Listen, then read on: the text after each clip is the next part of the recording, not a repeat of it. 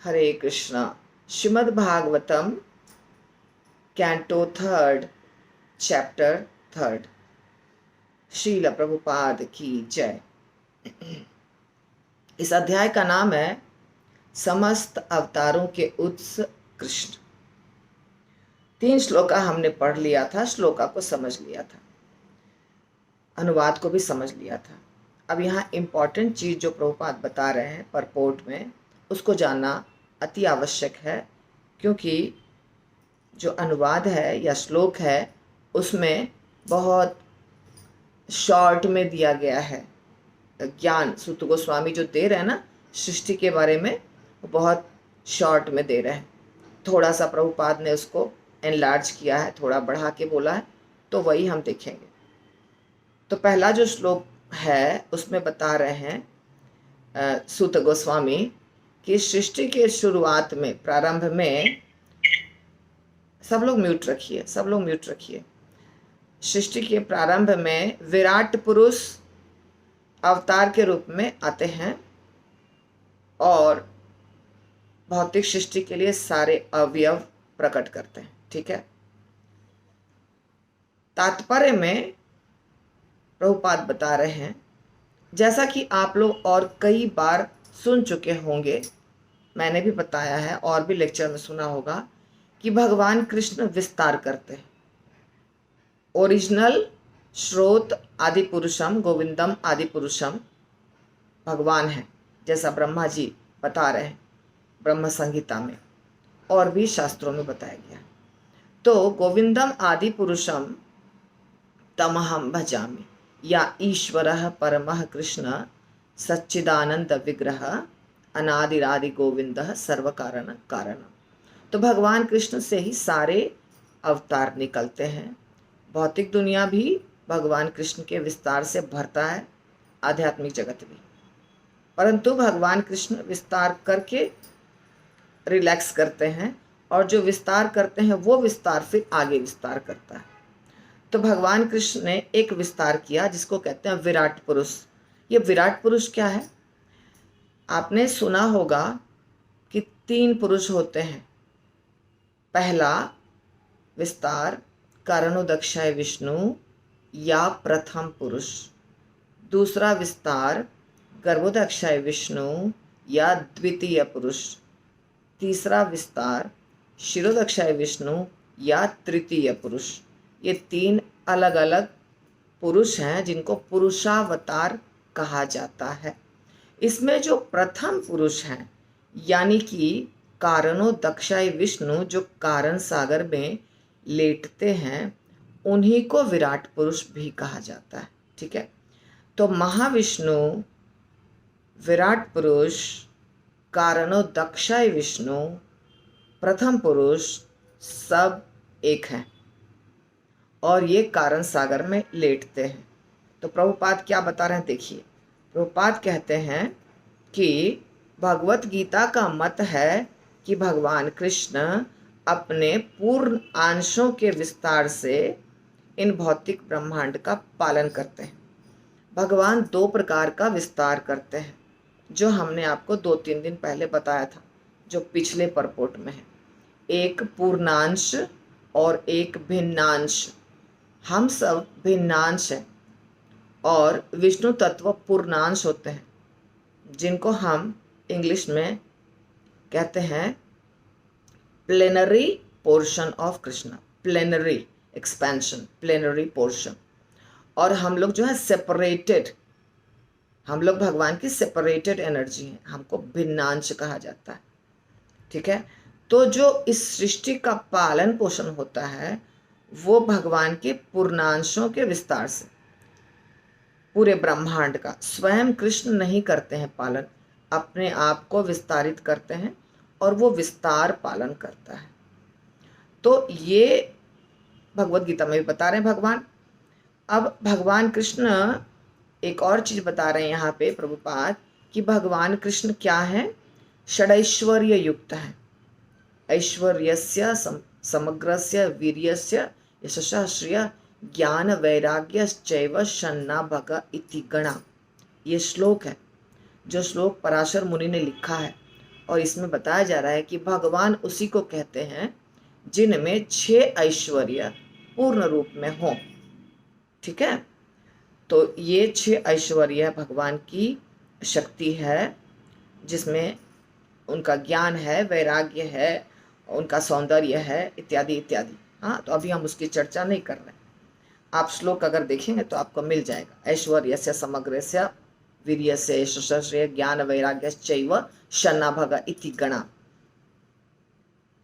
तो उनका ही ऐश्वर्य है, जो आंशिक ऐश्वर्य है वो है निराकार ब्रह्म। ये भी भगवान कृष्ण का ही एक प्रकार का विस्तार है, या प्रकट हुआ है उनसे ये प्रकाश। तो निराकार ब्रह्म भी भगवान कृष्ण का है, और एक अंश है परमात्मा। परमात्मा भी भगवान कृष्ण से प्रकट हुए।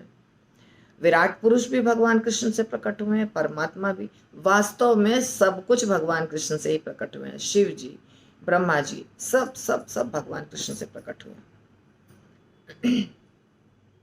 तो उन्हीं भगवान श्री कृष्ण का वह पुरुष रूप भगवान का आदि परमात्मा स्वरूप है, ये विराट पुरुष। ठीक है, भौतिक सृष्टि में 3 पुरुष हैं, जो मैंने आपको बता दिया, तीनों पुरुष के बारे में। अब आगे बता रहे हैं कि ये जो भौतिक दुनिया है, ये एक समय पर प्रकट होती है और कुछ समय के पश्चात नष्ट हो जाती है। ये नित्य नहीं है, ये समय से रिलेटेड है। तो भौतिक जगत एक विशेष अवधि के लिए उत्पन्न किया जाता है और फिर उसका नाश कर दिया जाता है। सृजन, संहार। और यहाँ पे कौन रहते हैं? बद्ध जीव। बद्ध जीवों के लिए ये दुनिया बनी है। तो नित्य बद्ध जीव जो है, ये सब परपोर्ट में है। नित्य बद्ध जीव जो हैं, उनके अंदर एक भाव होता है जिसको कहते हैं अहंकार या वैयक्ति भाव, जिसके कारण वो इंद्रिय भोग करना चाहते हैं। उस भाव के कारण, अहंकार के कारण वो भोग करना चाहते हैं। ये भोग उनको वैकुंठ धामों में नहीं मिल सकता है। गोलोक धाम, वैकुंठ धाम कहीं नहीं मिल सकता है। इसके लिए उनको यहाँ भेजा जाता है। तो ये जो भोग करने की प्रवृत्ति है, ये वास्तव में भगवान की है। भगवान भोक्ता है, जीव भोक्ता नहीं है। जीव हैं भोग्या। अब भगवान एकमात्र भोक्ता है, लेकिन जीव भोग करना चाह रहा है, तो इसलिए उसको पराधीन भोक्ता कहा जाता है। पराधीन भोक्ता मतलब स्वतंत्र नहीं है। जैसे कि हम अभी कुछ भी भोग करना चाह रहे हैं, हम नहीं कर सकते हैं भोग। उसके लिए भी भगवान हमको मदद करते हैं। हमारे इंद्रियों के हिलने में, हमारे बोलने में, हमारे चलने में, हर चीज़ में हमें भगवान मदद करते हैं। बहुत सारे देवता गण हैं जो हमें मदद करते हैं हमारे सारे ऑर्गन्स को हिलाने डुलाने में। सारे ऑर्गन्स के, सारे इंद्रियों के देवता होते हैं। अगर वो नहीं आपको मदद करेंगे तो आप जड़ बन जाएंगे, ऐसा है। तो भगवान ही हमें भोग करने के लिए सुविधा भी देते हैं और भोग करने के लिए मदद भी करते हैं, ताकि हम इंद्रियों से भोग कर सकें। तो जीवात्मा जो है, उसका जो स्वरूप है, वास्तविक स्वरूप, वो उसको भूल चुका है जीवात्मा, और भूलने के कारण वो भोग करने की इच्छा करता है और भोग करता भी है। तो बद्ध जीव को भगवान मौका देते हैं, ठीक है चलो कर लो भोग, ट्राई कर लो। भोग करने के बाद तकलीफ होगी, तब मेरी याद आएगी। लेकिन कुछ जीवात्मा जो होते हैं, वो उनको याद आ जाती है, उनको समझ में आ जाता है, वो भाग्यशाली होते हैं। तो वो भौतिक संसार में अनेकानेक जन्मों के बाद इस सत्य को ग्रहण करते हैं, वासुदेव परम इति, और फिर वो वासुदेव यानी भगवान कृष्ण के शरण में जाते हैं, और फिर भगवान कृष्ण के सहायता से, गुरु के सहायता से वो भगवान के धाम में प्रवेश करने के अधिकारी होते हैं। ठीक है, यहाँ लिखा है जो जीव ये स्वाभाविक सत्य को नहीं ग्रहण करता है कि हम भगवान के भोगने की चीज़ हैं या हम भगवान के दास हैं। जो इस बात को नहीं ग्रहण करता है उसको उसको तो ये इस दुनिया से छुटकारा मिलता नहीं है। वो क्या होता है उसका, तो सृष्टि के प्रलय के समय महत तत्व एक चीज होती है, तो महत तत्व में हर चीज मिल जाती है और जीव भी उसमें मिल जाता है। ठीक है, महत तत्व यानी एक तरह से कह सकते हैं रॉ मटेरियल फॉर क्रिएशन। जो सृष्टि होती है उसके पहले जो रॉ मटेरियल होता है जिससे सृष्टि होती है उसको महत तत्व कहते हैं। अगर आपको रॉ मटेरियल नहीं समझ में आ रहा है तो मैं आपको समझा देती हूँ। जैसे आटा है, हल्दी है, नमक है, तेल है, चावल है, दाल है, ये रॉ मटेरियल है और उसके बाद आप सब्जी बनाते हैं वो तैयार मटेरियल है। तो इस प्रकार महत तत्व है जिससे इस दुनिया की सृष्टि होती है। इसको कहते हैं महत तत्व, याद रखिए। अब ये जो महत तत्व है ये थोड़ा सा डिफिकल्ट है, मैं समझा रही हूँ। ये महत तत्व 11 चीज़ों से, मतलब इसके अंदर 16 चीज़ें होती हैं, कुल मिला के 16 चीज़ें होती हैं। 16 चीज़ें इसके अंदर होती है रॉ मटेरियल के फॉर्म में, कच्चा माल। वो क्या क्या 16 चीज़ें हैं? 5 पंच तत्व हैं, पृथ्वी जल अग्नि वायु आकाश इत्यादि।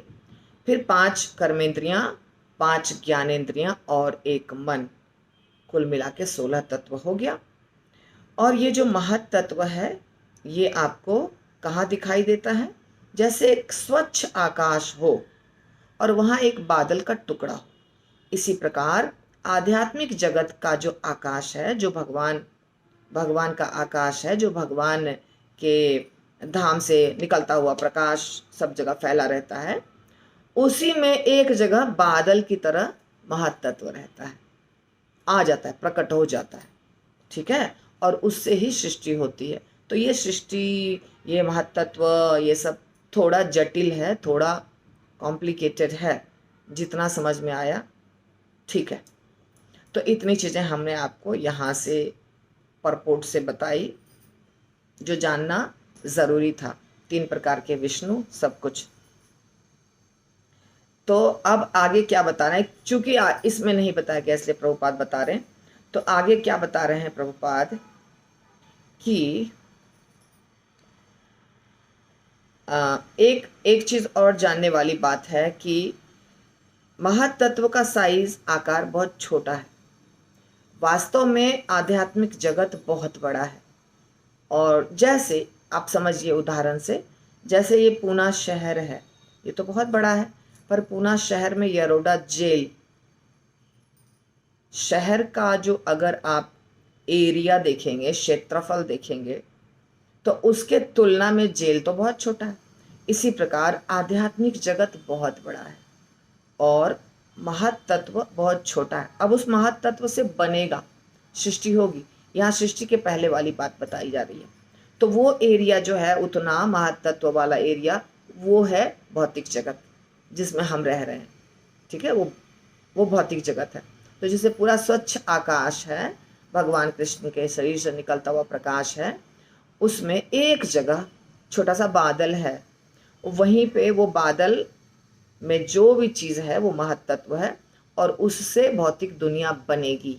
और भौतिक दुनिया बनने के बाद उसमें हम सब बद्ध जीवात्मा कर्म करेंगे, शरीर लेंगे, हमारा जन्म होगा, जन्म मृत्यु का चक्र होगा, ये सब कुछ चलता रहेगा, चलता रहेगा तब तक जब तक हमको समझ में नहीं आएगा कि हमको इससे बाहर निकलना चाहिए भक्ति करके, और हमको वास्तव में अपने उस धाम में जाना चाहिए जो नित्य है, शाश्वत है और जो जहाँ भगवान रहते हैं। तो जब तक ये समझ में नहीं आएगा, जब तक हम कोई कदम नहीं उठाएंगे, तब तक हम पड़े रहेंगे उसी में, बार बार मृत्यु जन्म। प्रलय होगा, हम महत तत्व में फिर से विलीन हो जाएंगे, फिर नई सृष्टि होगी, फिर हमको एक शरीर मिल जाएगा, फिर प्रलय होगा, फिर विलीन हो जाएंगे। ये कार्यक्रम चलता रहेगा।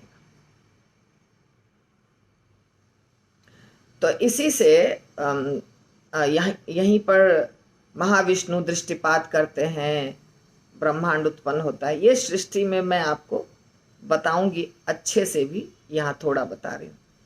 तो यहाँ जो लिखा हमने नेक्स्ट देखा था दूसरा नंबर श्लोक, उसमें क्या था कि पुरुष का एक भाग ब्रह्मांड के जल में लेटा हुआ है और उसके नाभि सरोवर से एक कमल निकलता है, उसके ऊपर ब्रह्मा जी रहते हैं।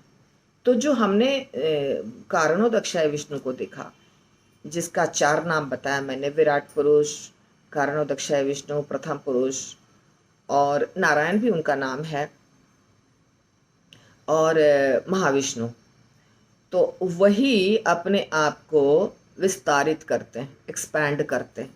और जब ब्रह्मांड की सृष्टि होती है, और ब्रह्मांड की सृष्टि भी उन्हीं से होती है, क्योंकि उनके ही शरीर के रोमकूपों से ब्रह्मांड निकलते हैं, ठीक है। और फिर उस ब्रह्मांड के अंदर महाविष्णु अपने आप को विस्तारित करके प्रवेश कर जाते हैं। तो जो प्रवेश करते हैं वो कहलाते हैं गर्भोदक्षाय विष्णु। मतलब ब्रह्मांड के अंदर महाविष्णु प्रवेश नहीं करते, ब्रह्मांड के अंदर गर्भोदक्षाय विष्णु प्रवेश करते हैं, जिनका एक और नाम है द्वितीय पुरुष। तो वो प्रवेश करते हैं और वो लेटते हैं जल में, जो ब्रह्मांड में जल होता है। अब ब्रह्मांड में जल कहाँ से आया? ब्रह्मांड का जो शेप है वास्तव में वो एक नारियल के समान है। एक आप नारियल देखिए, आप इमेजिन करिए एक नारियल। कौन सा नारियल? जो सूखा वाला नारियल जिसमें पानी होता है, वो नारियल इमेजिन कीजिए। उसमें कैसा है? ऊपर में एकदम चिकना सा एक ब्राउन कलर का सरफेस होता है, और उसको जब आप काट के निकालते हैं तो थोड़ा रुई रुई जैसा एक अंदर अलग चीज़ होता है, और उसके बाद कड़ा सा होता है, और फिर उसके बाद काटते हैं तो अंदर में आपको फिर से ब्राउन दिखता है, और फिर उसके बाद वाइट दिखता है, और फिर उसके बाद पानी दिखता है। तो कहने का मतलब पानी के बाहर या सफ़ेद जो है नारियल, उसके बाहर 4-5 लेयर्स है। तो इसी प्रकार ब्रह्मांड का जो बाहरी स्तर है उसमें बहुत सारे लेयर्स हैं। पृथ्वी, जल, अग्नि, वायु, आकाश, फिर उसके बाद मन, बुद्धि, अहंकार, फिर प्रकृति के गुण, ये सब अलग अलग लेयर्स हैं, जो मैंने, अगर आप मेरा प्लेलिस्ट देखेंगे तो आपको उसमें मिल जाएगा। सृष्टि वाले में डाला हुआ है मैंने, सारे लेयर्स को पढ़ सकते हैं। तो इस प्रकार के लेयर्स होते हैं। लेयर्स यानी तह, तह होता है, फोल्डिंग्स होती है, तह। तह समझते हैं? लेयर या तह। जैसे ये मान लीजिए ब्रह्मांड है, तो इसके ऊपर हमने एक लेयर ये चढ़ा दिया, फिर दूसरा लेयर कुछ और चढ़ा दिया, ऐसे। तो नारियल की ही तरह होता है। उसके बाद अंदर में जब भगवान प्रवेश करते हैं गर्भोदक्षाय विष्णु, तो अंदर में पूरा अंधेरा होता है। जैसे नारियल के अंदर भी अगर आप प्रवेश करेंगे तो अंधेरा ही रहेगा ना। वो तो जब फूट जाता है, बाहर निकल जाता है उसका हिस्सा फूटा हुआ, तो बाहर क्या दिखता है? लाइट। पर अगर उसको अंदर समझिए कोई बंद है तो वो कैसा दिखेगा? पूरा अंधेरा, अंदर अंदर तो कुछ नहीं है। फिर थोड़ा पानी रहता है, थोड़ा खाली जगह उसमें रहता है ना। वैसे ही ब्रह्मांड में भी जब गर्भोदक्षाय विष्णु प्रवेश करते हैं तो पूरा वहाँ पे अंधेरा रहता है, और कहीं जगह नहीं रहती है बैठने की, लेटने की। तो गर्भोदक्षाय विष्णु अपने शरीर से पसीना निकालते हैं और उसके अंदर लेट जाते हैं। तो जो पसीना है वो है गर्भोदक्ष सागर, उसमें फिर गर्भोदक्षाय विष्णु लेटते हैं और उनके नाभि से कमल प्रकट होता है। कमल पे ब्रह्मा जी का जन्म होता है। ऐसे करके ब्रह्मा जी का जन्म होता है। और ये जो कमल की नाल है, इसके अंदर 14 भुवन की सृष्टि होगी। नाल के अंदर ये कमल है, यहाँ समझिए कमल का फूल है, ये नाभि से निकले हैं, भगवान है नीचे, यहाँ नाभि से निकला है ये डंडी, यहाँ फूल है, इसके अंदर 14 भुवन है। कमल नाल के अंदर 14 भुवन में हम भूलोक में हैं, पृथ्वी प्लैनेट के ऊपर। तो ये है सृष्टि का एक बहुत हल्का फुल्का ऊपर ऊपर का ज्ञान। तो हम आज मुझे यहीं पर रोकना पड़ेगा, क्योंकि